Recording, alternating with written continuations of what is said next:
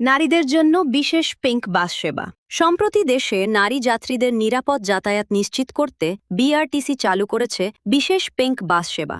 সম্পূর্ণ নারী চালক ও পরিচালকদের মাধ্যমে পরিচালিত এই সেবাটি নারী যাত্রীদের মধ্যে স্বস্তি এনে দিয়েছে। তবে পরিবহনটিতে কর্মরত নারী চালকদের দাবি, বর্তমান তীব্র গরমে এসি এবং অটো গিয়ার সুবিধা ছাড়া এই বাসগুলো চালানো অত্যন্ত কষ্টকর। দ্রুততম সময়ের মধ্যে এই প্রযুক্তির ব্যবস্থা না করলে সেবা ব্যাহত হওয়ার আশঙ্কা রয়েছে। রাস্তায় প্রচুর গরম, এসি বাস ছাড়া চালানো সম্ভব না, অটো গাড়ি হইলে ভালো হয়।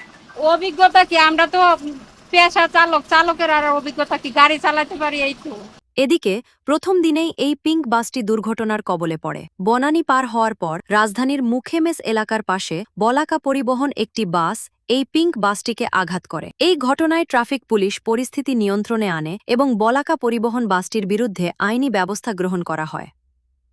নারায়ণগঞ্জে আইন অমান্য ও আইনশৃঙ্খলা রক্ষাকারী বাহিনীর সাথে বাগবিতণ্ডা। সম্প্রতি সামাজিক যোগাযোগ মাধ্যমে নারায়ণগঞ্জের একটি ভিডিও ভাইরাল হয়েছে, যেখানে এক মোটরসাইকেল চালক নিয়ম ভেঙে রং রোড দিয়ে প্রবেশ করেন। কর্তব্যরত অ্যানসার সদস্যরা তাকে বাধা দিলে তিনি নিজেকে নারায়ণগঞ্জের ডন দাবি করে আইন শৃঙ্খলা রক্ষাকারী বাহিনীকে হুমকি দেন। উপস্থিত ট্রাফিক ও অ্যানসার সদস্যরা তাকে নিয়ম মানতে বাধ্য করেন এবং সড়কে শৃঙ্খলা বজায় রাখতে শক্ত অবস্থান নেন।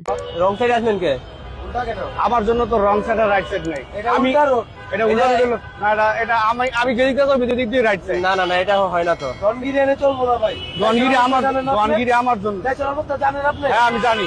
রনগিরি আমার জন্য। না আমি সেট দিয়ে যাবো। আপনার কাছ থেকে কিন্তু শিখবো মানুষ। আমি সেট দিয়ে যাবো। আমার ছাড়তে হবে। আপনি কে? কারণ আপনি কে? আমি নারায়ণগঞ্জ জেলার ডন। কি?